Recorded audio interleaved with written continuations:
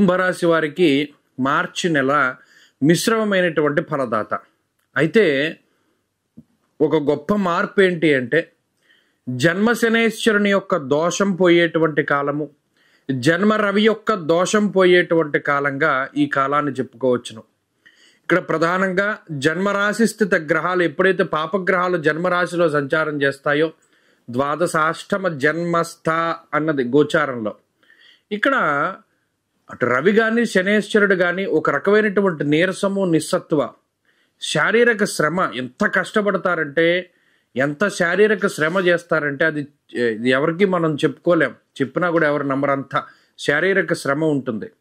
అలాగే మానసిక అలజడికి, ప్రత్యేకించి దేహ అర్థి చిత్త సంతాప కాలాతిక్రమ భోజనం అన్నారు. అంటే ఇక్కడ కాలాన్ని అతిక్రమించి భోజనం చేయడానికి అటు ఏమీ లేదు జీవితంలో. గత కొద్ది కాలంగా శారీరక సౌఖ్యము లేదు, సౌకర్యవంతమైన జీవితము లేదు.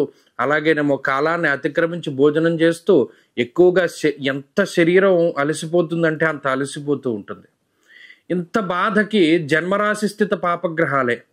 ఇందులో శనేశ్వరుడు కొంత ఏం చేస్తారు, వ్యసనాల జోలికి, జోదము, స్పెక్యులేషన్ ఇటువంటి వాటి జోలికి తీసుకుపోయి ఈజీగా డబ్బు సంపాదించాలనేటువంటి కోరికతోటి ఉన్న డబ్బు కాస్త పోయేటువంటి విధంగా ఆయన ప్రేరేపిస్తూ ఉంటారు. మరి ఇంత కష్టపడి సంపాదించిన డబ్బు తీరా తీసుకెళ్ళి ఎక్కడో పెడితే అది స్ట్రక్ అయిపోవడమో లేదా ఆ డబ్బును కోల్పోవడమో ఇత్యాది విషయాలు కొంత ఇవన్నీ జరిగి ఇవన్నీ బాధిస్తూ ఉంటాయి కుంభరాశి వారిని.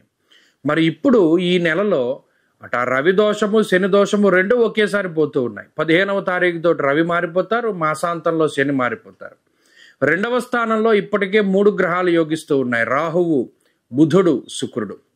ఈ నెలలో కూడా ఇదే గ్రహ సంపత్తి యోగిస్తూ ఉన్నది. 2వ స్థానం ముందు 5 లేదా 6 గ్రహాలు కూడి ఉన్నప్పటికీ ఈ రాశి వారికి వచ్చిన ప్రమాదం ఏమీ లేదు. రాహువు కానీ, బుధుడు కానీ, శుక్రుడు కానీ యోగిస్తూ ఉంటారు.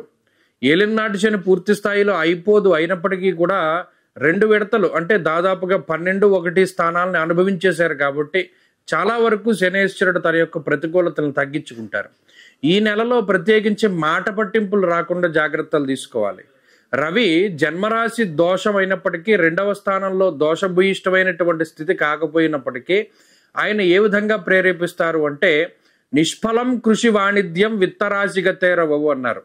అంటే దుస్సాంగత్యానికి, ఏ పని చేసినప్పటికీ దానిలో శూన్యమైనటువంటి ఫలితాలను తీసుకొచ్చేలాగా, అంటే అంత కష్టపడి మనం ప్రయాణం చేసి ఎక్కడికో వెళ్తాం ఓ పని చేద్దామని, తీరా అక్కడికి వెళ్ళిన తర్వాత దీనికి సంబంధించిన వస్తువులు ఏవో మర్చిపోయి రావడమో లేదా ఎవరి కోసం అయితే వెళ్ళామో వారు లేకపోవడమో, ఇలా మళ్ళీ అంత ప్రయాణం వృధా అయిపోతూ ఉంటుంది. సమయం పోతుంది, టైం పోతుంది, ఎనర్జీ పోతుంది, ఇవన్నీ పోతూ ఉంటాయి.